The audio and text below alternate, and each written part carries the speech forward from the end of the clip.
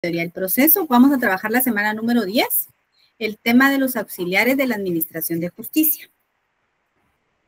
Vamos a ver, recordándoles que esta sesión está siendo grabada. Muy bien. Aquí estamos. Vamos a ver un poquito de quiénes son los auxiliares de justicia en la Administración de la Justicia. Tenemos como auxiliar de justicia el Ministerio Público. Esta es una institución que la Constitución Política de la República en su artículo 251 les otorga su marco jurídico. El artículo 251 establece que el Ministerio Público es una institución auxiliar de la administración pública y de los tribunales como funciones autónomas, cuyos fines principales son velar por el funcionamiento, por el estricto cumplimiento de las leyes del país. Su organización y funcionamiento se regirá por su ley orgánica. Entonces, sabemos que existe una reforma constitucional, reforma procesal penal, en donde se concibe al Ministerio Público como un instituto autónomo. Se emitió mediante el decreto 40-94, ley orgánica del Ministerio Público, y define al Ministerio Público como esa institución que promueve la persecución penal, que dirige la investigación de los delitos de acción pública y que vela por el estricto cumplimiento de las leyes del país. Entonces, a raíz que existió una reforma constitucional en 1992, se constituyó como un órgano autónomo encargado de ejercer la persecución y la acción pública penal, y el Código Procesal Penal, que entró en vigencia en 1994, trajo una serie de funciones y responsabilidades al Ministerio Público. Entonces, en donde se realiza toda la investigación de un proceso penal, denominada como la etapa preparatoria, y esta es donde se fundamenta o se conforma la acusación para el ejercicio de la persecución penal, y que ya es, digamos, es el juez el que considera que existen ciertos elementos que dan como indicios dentro de la etapa preparatoria para que pueda, pues, proseguir un proceso penal, ¿verdad? Entonces, el Ministerio Público es una entidad autónoma, así lo determina la Constitución Política de la República, y tiene diversas unidades específicas. El Ministerio Público, por ejemplo, tiene RENAS, que es una base de datos en donde podemos ver si existen, por ejemplo, personas que han estado ligadas a procesos de menores de edad, ¿verdad? O ligados a procesos, tenemos aquí la página, la solvencia que nos da RENAS. Tenemos un observatorio de Observando a las Mujeres, que es parte del Ministerio Público. Tenemos la asistencia de la niñez Alba Kenneth, que es MAINA. Tenemos un centro de llamadas en contra de la extorsión, denuncias, el MAI, botón de pánico, yo me sumo, alerta Isabel Claudina. Tenemos la unidad de MAIMI. Y tenemos la página central del MP. Ustedes ingresan a la página central del Ministerio Público y pueden tener el acceso a todas estas unidades que son específicas según el ámbito de la competencia. Actualmente el Ministerio Público ha abierto su página para poder realizar las denuncias en línea. Para evitar, digamos, que las personas no tengan acceso a presentarse ante el Ministerio Público físicamente, la mayoría de denuncias actualmente son recepcionadas a través de la página web. Entonces, lo único es de que, como el Ministerio Público, al recibir esas solicitudes, inicia un análisis para ver si son constitutivas en realidad de un delito, ¿verdad? Porque eso es lo que es una denuncia, puede ser constitutiva de un delito o no. Entonces, cuando los fiscales a cargo recepcionan esas solicitudes vía digital, ellos evalúan el caso, ¿verdad? Y en base a lo que la persona o el denunciante expone, y porque sí hay que descargar los documentos que se tengan como medios de prueba, porque si no se descargan o no se suben a la nube esos documentos, el fiscal no va a tener suficientes elementos para poder considerar que pueda ser constitutiva de un delito o de un análisis. Entonces son desestimadas. La mayoría son desestimadas porque no se suben, digamos, medios de prueba o el argumento no es como válido. Entonces, inmediatamente se recibe la recepción de la notificación al correo electrónico que se consigna y se manifiesta de que ha sido desestimada porque no es constitutiva de delito. Entonces, algunas personas prefieren presentarse y exponer el caso al fiscal, pero en la mayoría de veces, pues, en el Ministerio Público les sugieren que las hagan en línea. Cuando sí son, digamos, tomadas como una denuncia, entonces informan para que llegue a la ratificación y con los documentos o con la ampliación de la denuncia. Entonces, es una se considera que son auxiliares de la justicia, porque son, en este caso, el Ministerio Público es el órgano encargado de preparar un proceso, ¿verdad? Tenemos los principios que rigen al Ministerio Público, tenemos los principios que la ley los denomina el principio de autonomía, que actúa independientemente por propio impulso y en cumplimiento de las atribuciones y funciones que la ley le confiere, sin subordinación alguna con los organismos del Estado, porque la Constitución le da la categoría de autónomo, lo cual constituye la elaboración, administración y ejecución de su presupuesto. El principio de coordinación por medio del cual el fiscal general de la República puede ser autónomo, el fiscal general es nombrado por el presidente de la República. El principio de unidad y jerarquía, que es único e indivisible. El principio de vinculación, nadie podrá pedir la colaboración de cualquier entidad gubernamental, autónoma, semiautónoma, centralizada o centralizada.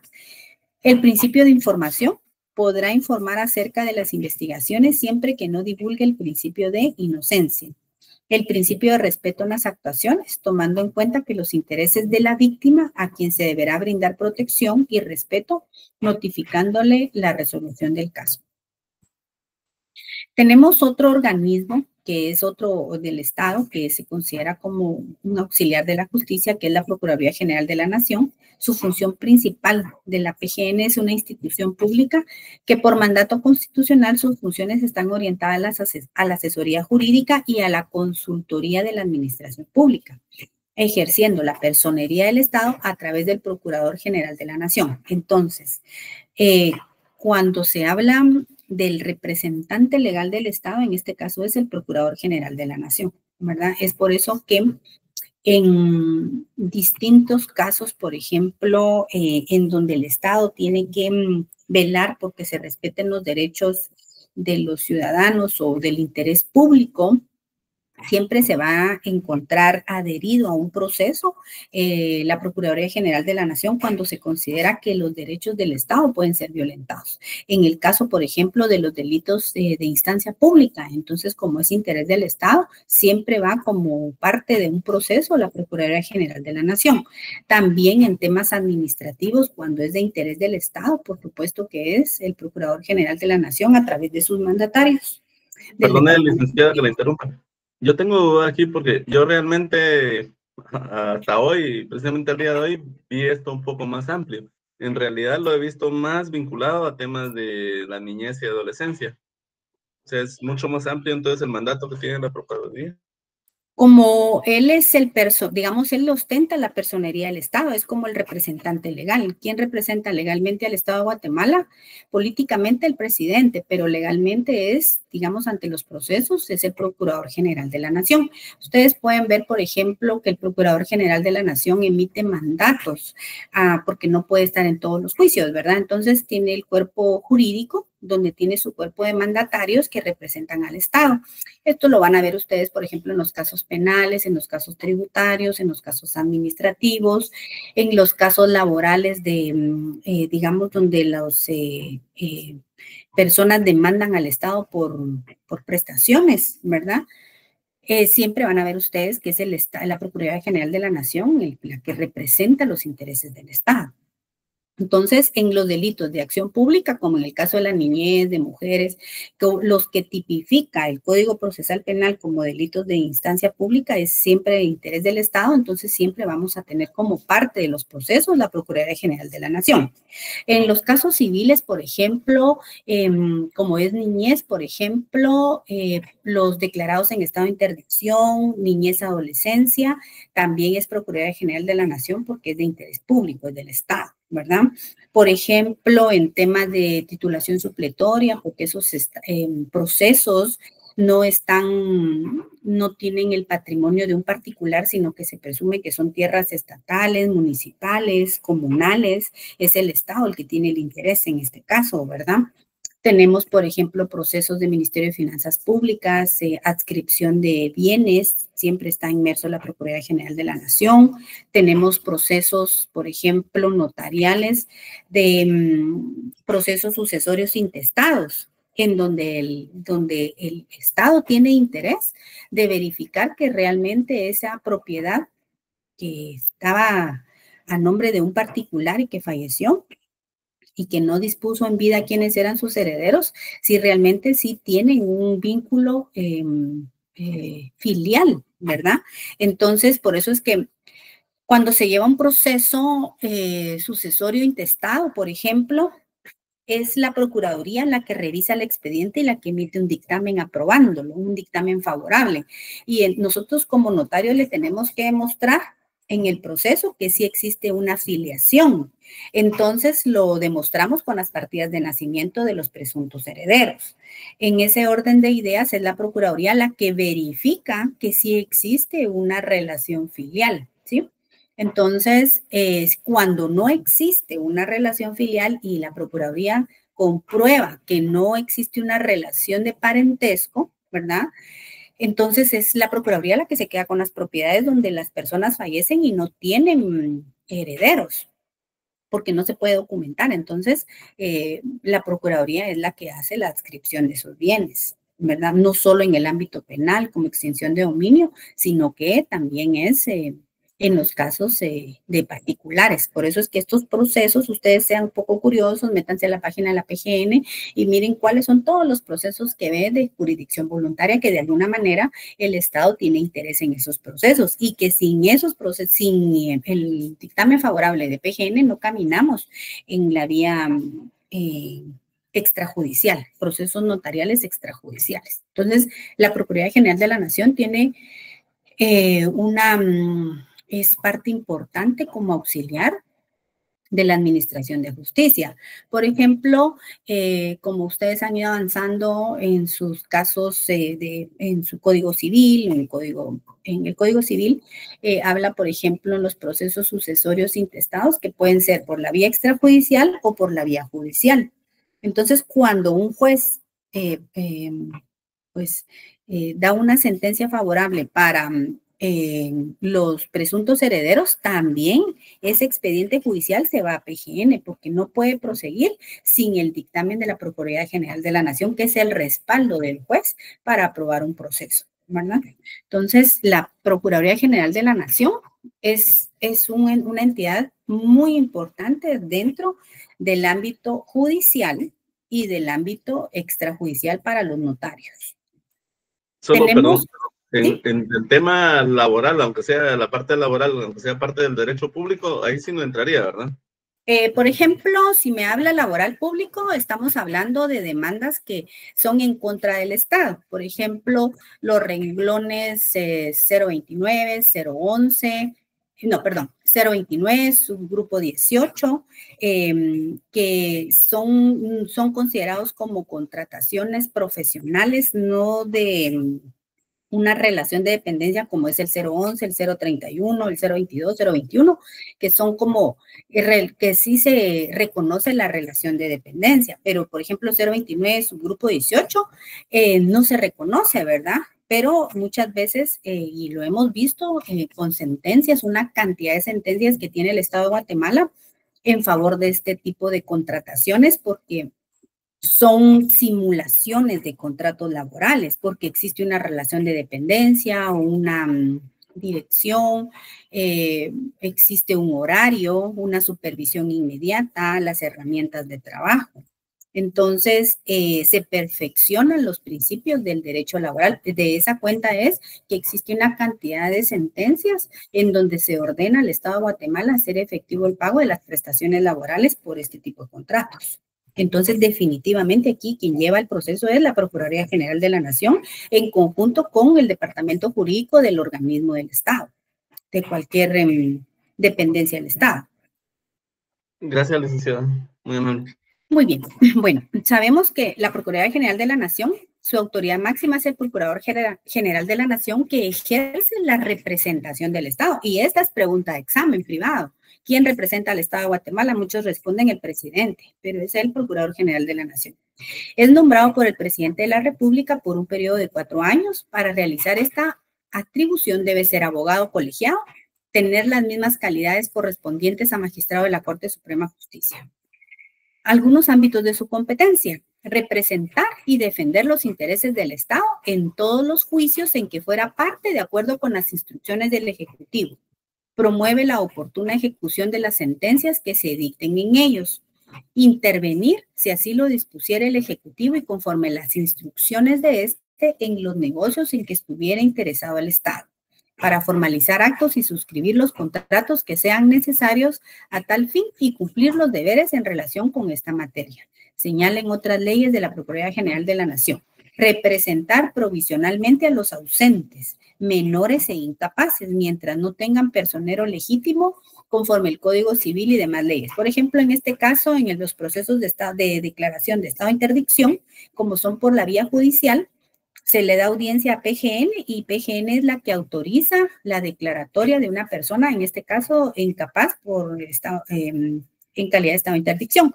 Entonces, PGN se asegura de que mientras que no se le designe un tutor y un protutor, es el Estado el responsable, ¿verdad?, cuando se llevan estos procesos. Intervenir en tribunales de justicia en todos aquellos asuntos en que esté llamado a hacerlo por Ministerio de la Ley, promover las gestiones necesarias para obtener la recta y pronta administración de justicia dentro del ámbito de su competencia, brindar asesoría y consultoría de los órganos y entidades estatales. Aquí en este caso, por ejemplo, todos los órganos del Estado, del Ejecutivo, tienen, digamos, esa facultad. En algunos casos, por Ministerio de la Ley, le indica que deberán, quiere decir el término obligatorio, o podrán, optativo. Entonces, algunas veces, cuando la ley tiene el término podrán, PGN indica que si este organismo del Estado posee su propia unidad jurídica o su propio órgano jurídico, le compete a ese órgano jurídico pues hacerse responsable de los dictámenes que emita. Ahora bien, cuando la ley es expresa por Ministerio de la Ley, indica deberán, como aquí ya es obligatorio. Eso es un tema muy importante cuando damos lectura a los artículos. En este caso, la Procuraduría tiene esa obligación de emitir sus dictámenes, ¿verdad? Puede ser favorable o desfavorable. Entonces, tenemos que tener como muy presente qué es lo que nos indica la ley. Intervenir en todos los demás negocios que las leyes determinen. Entonces, hay muchos casos en donde los órganos del Estado realizan acciones sin consultar a la Procuraduría General de la Nación cuando la ley les expresa que deberán solicitar opinión a PGN. Entonces, aquí tienen que tener mucho cuidado siempre cuando estén, digamos, en asesoría de cualquier organismo, darle lectura íntegra a lo que estén viendo y ver cuál es el verbo que nos da, si podrán o deberán, entonces ya es facultativo o obligatorio. Bueno, otro organismo, ¿alguien más con alguna duda de PGN?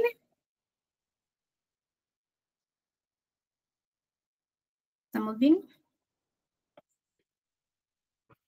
El siguiente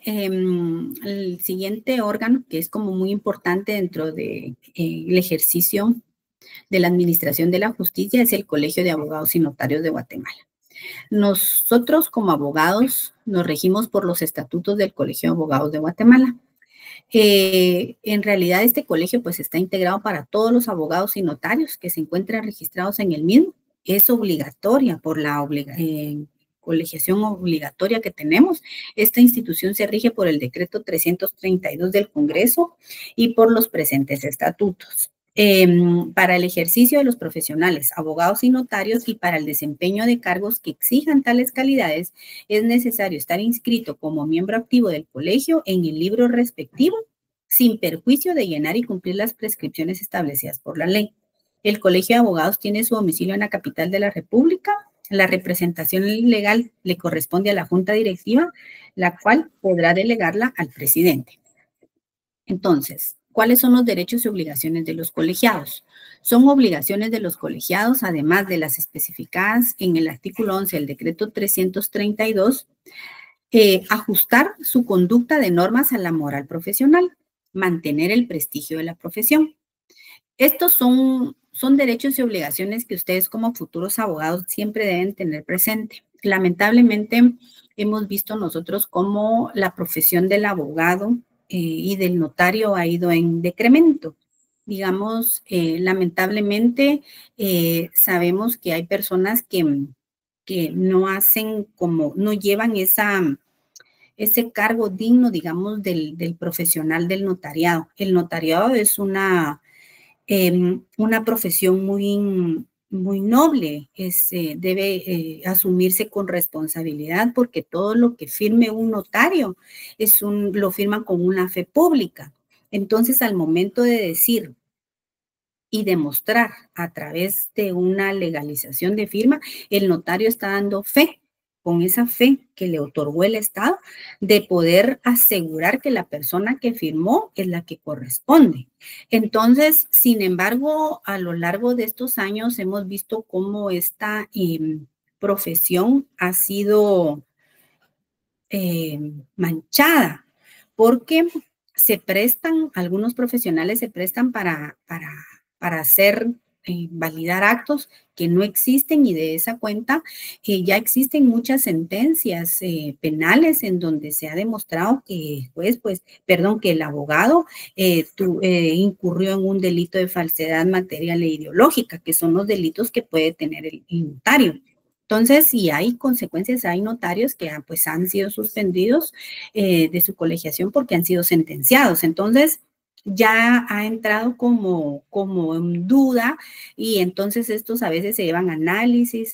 Muchos notarios son llamados a Ministerio Público para declarar quién fue la persona que firmó ante él. Entonces ya lleva un proceso. Si el Ministerio Público considera que hay un ilícito, va a continuar un proceso penal en contra del notario.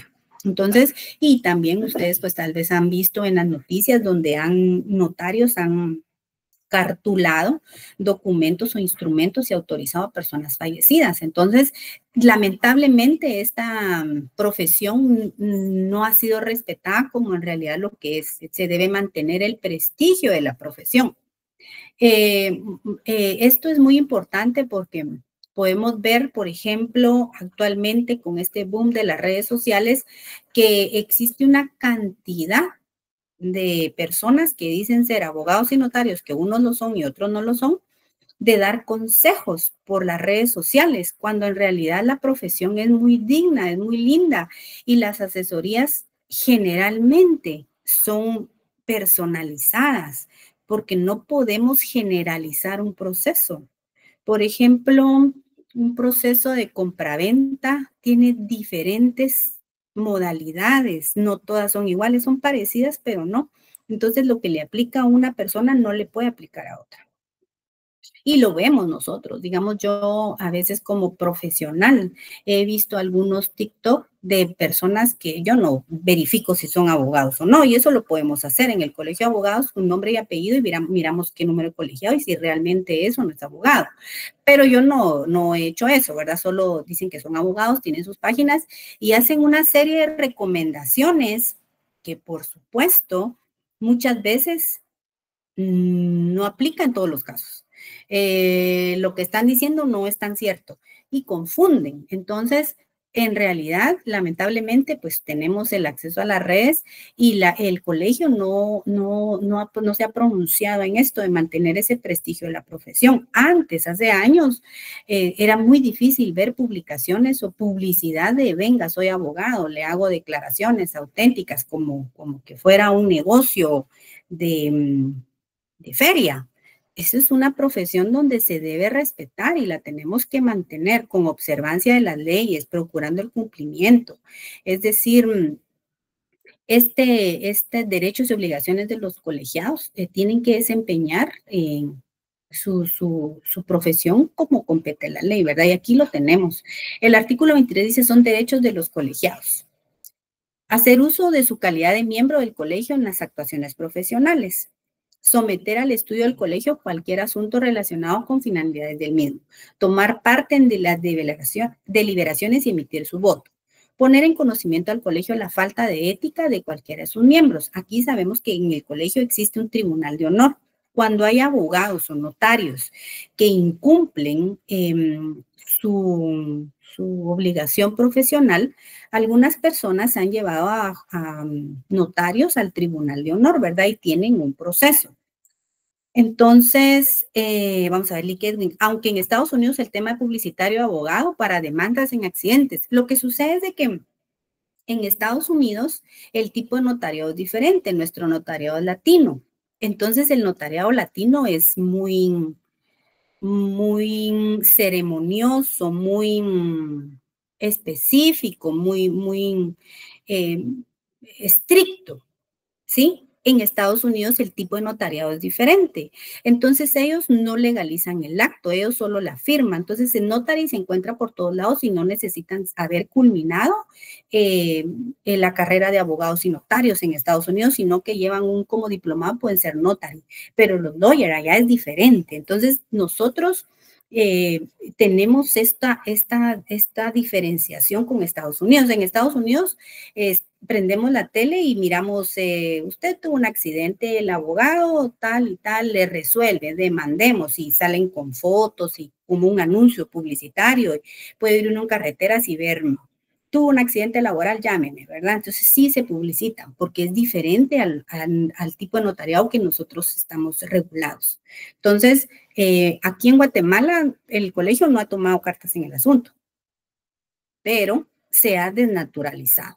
Entonces, tenemos esta ley de colegios, de colegio de abogados y notarios que se supone que es para proteger al gremio, ¿verdad? Entonces, entendemos que existen muchos abogados actualmente. Yo creo que va a la colegiación 50,000 y está bien porque se van profesionalizando.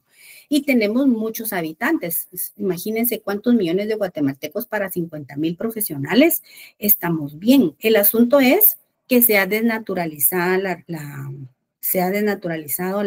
la profesión, ¿verdad? Es decir, no le han tomado como esa conciencia de lo que es un notario. Y el abogado, pues por supuesto que es un académico universitario, que en Guatemala tenemos estas dos profesiones, abogados y notarios. Por ejemplo, en otros países en España, o decide ser abogado o decide ser notario. Nosotros tenemos ambos títulos.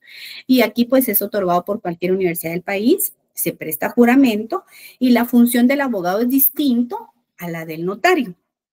Muchos notarios no ejercen abogacía, muchos abogados no ejercen el notariado, ¿verdad? Entonces, la función es totalmente diferente, ¿verdad? Para ser abogados y notarios, tenemos una firma registrada en el Colegio de Abogados, en la Corte Suprema de Justicia. Tenemos una firma registrada en el Registro General de la Propiedad de la Zona Central y en el segundo registro.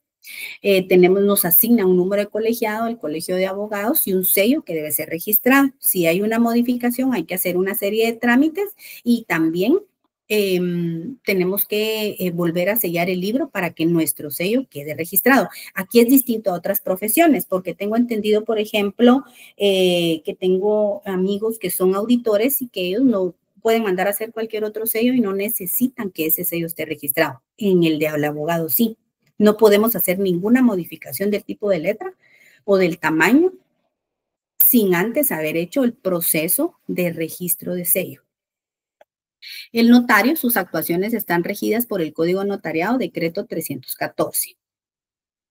Funciones dentro de un proceso, como lo vimos la semana pasada, puede haber dentro de el notario, puede ser notario notificador, pero tiene que existir un discernimiento de cargo y el notario debe informarle al juez de lo que resolvió. Tenemos también otro auxiliar, que es el traductor jurado, que es un experto en idiomas cuya función es traducir los documentos que se presenten ante un tribunal si estos se encuentran escritos en idioma que no es en español. Entendemos como idioma todos los idiomas mayas, es decir, si estamos en un proceso donde una de las partes habla un idioma maya, debe existir un traductor de este idioma. Puede ser auxiliar del tribunal cuando una persona que no habla idioma español debe declarar y traducir correctamente las preguntas y las respuestas. Los expertos se requieren de conocimientos científicos o técnicos y los expertos tienen derecho a cobrar sus honorarios según lo dispone el decreto 111-96 del Congreso de la República, arancel de abogados, árbitros, procuradores, mandatarios judiciales, expertos, interventores y depositarios. ¿Quiénes pueden ser expertos? Por ejemplo, los ingenieros civiles son llamados como expertos, son propuestos ante el juez. El juez, si lo acepta, hace el discernimiento de cargo, por ejemplo, en estos procesos de linderos, de medición, de terrenos, de estudios, que tengan que ver con propiedades, si necesitamos a los ingenieros, dependiendo del proceso. O, por ejemplo, hay procesos que son de cuentas. Podemos solicitar a los contadores públicos y auditores como un experto, ¿verdad? Que también son propuestos para que puedan rendir informes acerca de los estados financieros, por ejemplo, si fuera un litigio con una sociedad anónima, del tema de que los socios no están de acuerdo con la distribución de sus monumentos o tal cosa, podemos solicitar como experto a un contador público auditor. Y así, dependiendo de cada proceso, podemos solicitarle al juez un discernimiento de cargo para alguien en específico, ¿verdad? Un técnico o experto. Los depositarios, el que recibe Licana del Rosario levantó la mano. Sí, perdone. ¿Los árbitros podrían ser expertos? En este caso, los árbitros los tienen como el experto, porque esto es en el ámbito del arbitraje. Por ejemplo, en el ámbito del arbitraje, aquí es una modalidad que como no es jurisdiccional, si las partes no están de acuerdo, pueden, por ejemplo, tener su árbitro y cada uno proponer ambas partes. O sea, puede haber un tribunal como un tribunal de 3 árbitros. Entonces, por eso está como experto o como auxiliar en ese orden de ideas, porque puede ser dentro del arbitraje. Muy bien. Tenemos los depositarios, el que recibe por orden judicial un bien inmueble o inmueble para su resguardo y garantía. También hay depósito de personas en el caso que sea necesaria la seguridad de ella. Entonces, estos son algunos que son como que ayudan de alguna manera a la administración de la justicia. Tenemos los interventores. Perdón, licenciada, solo preguntaba si los expertos son en título universitario, que sean expertos, o lo son en máster, porque puede ser un título universitario diferente y un máster diferente. Sí, fíjese que dependiendo, porque inclusive si es experto puede ser un técnico, porque hay profesionales que no son expertos en tal área. Por ejemplo, si estamos viendo un proceso que tenga que ver con telas, podemos llamar a alguien que sea experto, que no necesariamente tenga un título, pero que sí sepa de la composición de telas. Es que es dependiendo del proceso. Lo único que sí tenemos que acreditar, por ejemplo, si tiene alguna certificación que lo acredite, ¿verdad? Entonces podemos denominarlo experto, ¿verdad? Entonces, no necesariamente son profesionales, pueden ser técnicos. Okay, hay personas técnicas que son como muy específicas, a veces lo que menos nos imaginamos, ¿verdad? Entonces, sí, son personas que tienen una especialidad y que no cualquiera maneja. Interventores. Cuando el depósito de bienes no puede recaer en un depositario, se entrega a un interventor. Tiene la obligación de no interrumpir las operaciones y actividades normales del comercio, empresa agrícola o de industria. Los secretarios y oficiales de los tribunales. El secretario asiste al juez en la presencia de todas las diligencias que prueba que se lleven a cabo por un tribunal. Por supuesto que estos son auxiliares del juez dentro de un proceso, ¿verdad? Entonces, estos son, digamos, algunos auxiliares que son específicos ya en un proceso. Tenemos al Instituto Nacional de Ciencias Forenses, INACIF. Aquí, da un servicio de investigación científica. En este caso, INACIF tiene su propia normativa de arancel.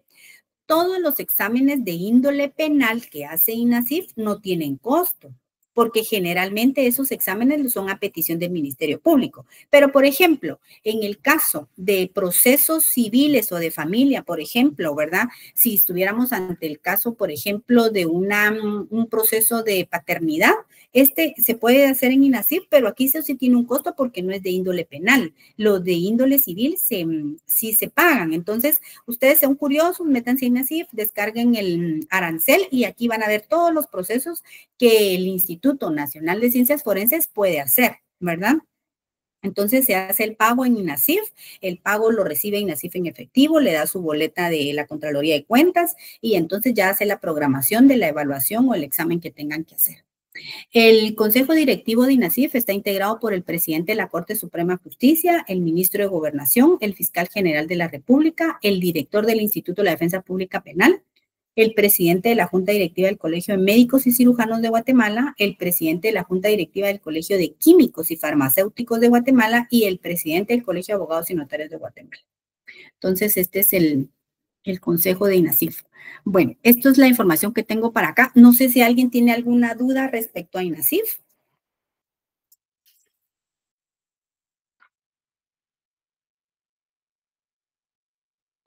A mí no me quedó muy claro si, digamos, si no lo requiere el Ministerio Público, si alguien en particular puede pedirlo. Entendí como que solo tenía que pagar algo. Bueno, lo que pasa es de que cuando todos los exámenes se realizan, que sean de índole penal, todo lo que tenga que ver, por ejemplo, una agresión física, está INACIF, por ejemplo, dentro de las instalaciones del Ministerio Público, una violación, un análisis ¿me entienden? Entonces, todo este tipo de pruebas que van a servir en un proceso penal, esas no tienen costo, porque es el Ministerio Público el que ordena al INACIF a practicar tal examen. Todo lo que sea en ámbito penal. Ahora bien, todo lo que no sea penal, eso hay un arancel en el INACIF. Y entonces son exámenes que se pueden hacer médicos, psicológicos, pruebas sanguíneas, etcétera. Por eso está el Colegio de Químicos dentro del Consejo Directivo, porque estos no son de índole penal y aquí sí hay un arancel que hay que pagar. Es que me daba duda, por ejemplo, veíamos anteriormente en otra clase el tema del homicidio en estado de emoción violenta y que había que acreditarlo, pero normalmente pues cuando tal vez pasa un homicidio a la persona de una vez se la llevan detenida. Quizás no tuvo la oportunidad de pasar por un examen de estos para poder probarlo y no sé si tal vez 3 meses después un examen podría dictaminar eso, ¿verdad? Entonces, como abogado defensor, yo pensaba, o sea, si el Ministerio Público no lo requirió, yo puedo hacer la petición para hacerlo en ese momento cuando va detenido. Lo que sucede es de que en este caso de estado de emoción violenta es diferente, ¿verdad? Porque es como infraganti. En el caso muy escuchado que estamos escuchando del término de estado de emoción violenta, se está votando esa tesis porque hay audios que están preparando el crimen, nos juntamos, nos vemos, todo lo que ustedes han visto en las redes, un ejemplo, ¿verdad? Entonces aquí es donde se les cae la tesis, porque el estado de emoción violenta es, lo chocaron, usted se enojó, bajó su martillo que tenía ahí y quebró el vidrio. Estado de emoción violenta, no sintió, no pensó, es decir, no razonó en el momento, pero ya no es estado de emoción violenta. Usted dice, yo cargo el martillo, por si me chocan, yo bajo, abro, eso ya es premeditado, ¿me entiende? O sea, es decir, el estado de emoción violenta, ¿cómo lo puede mostrar? Es en el hecho. Un laboratorio no le va a dictaminar estado de emoción violenta. Sí, es que a lo que, es el acto. Es que a lo que yo me refería es que, por ejemplo, digamos, se había visto ese caso que está público, ¿verdad? Y obviamente no concuerda, digamos, con la tipificación que tiene que tener un estado de emoción violenta. Pero en el caso, cuando sí lo es, como abogado defensor, sucede lo que usted dijo, se enojó y le pegó con el martillo. Yo como abogado defensor puedo pedir que lo lleven inmediatamente y le hagan un examen al INASIF, porque si el MP no lo hace, ¿cómo voy a poder yo acreditar eso? Ajá, lo que sucede es que ahí, ¿qué examen le pudieran hacer para demostrar que, por ejemplo, sabe cómo cuando se invoca de estado de emoción violenta, que lo dicen mucho en las clases como un ejercicio académico?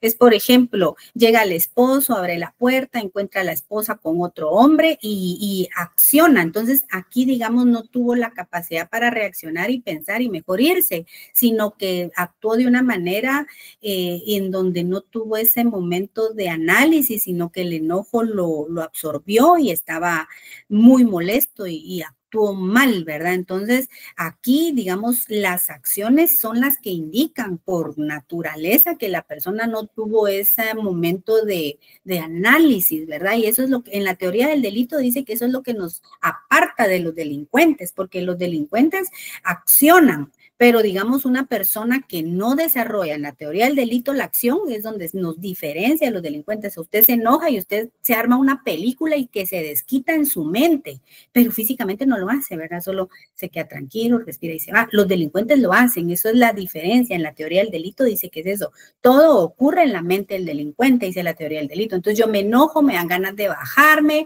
de me chocó, de decir un montón o hacerle daño, pero en realidad no, me relajo, me bajo, me quedo callada, tal cosa, ¿verdad? Entonces, en la teoría del delito eso es, pero el estado de emoción violenta es como más demostrado, porque en realidad para hacer un análisis, ¿qué tipo de análisis?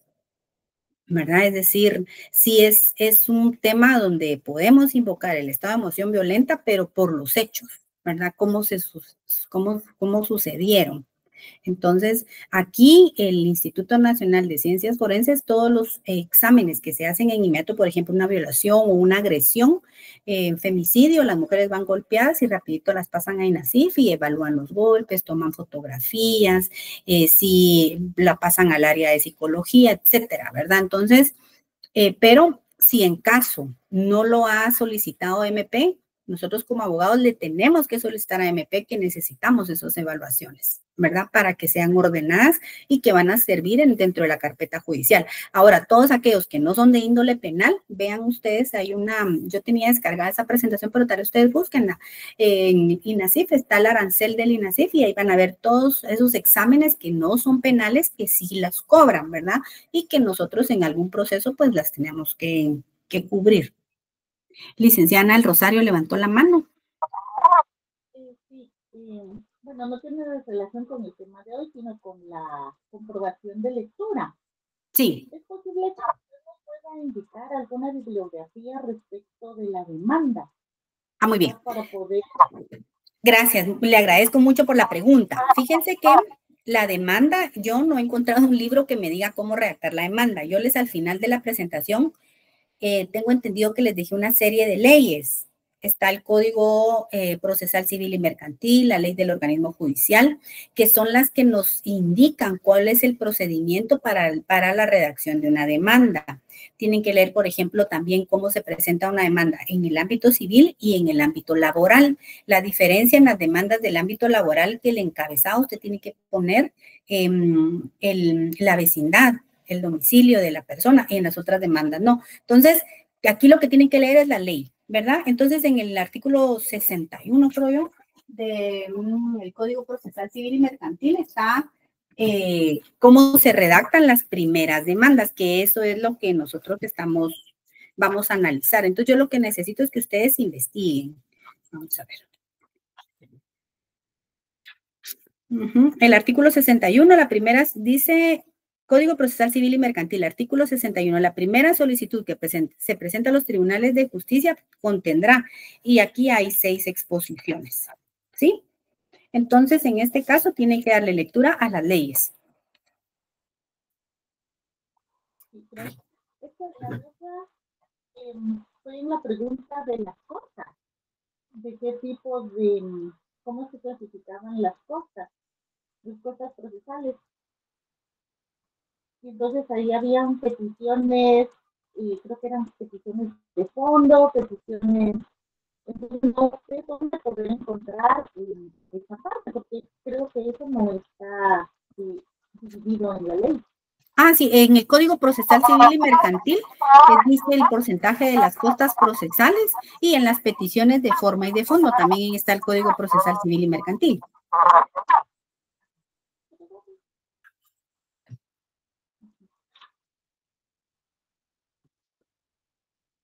Muy bien, bueno. Ahí estamos. Entonces, yo les agradezco mucho su atención y les deseo feliz fin de semana.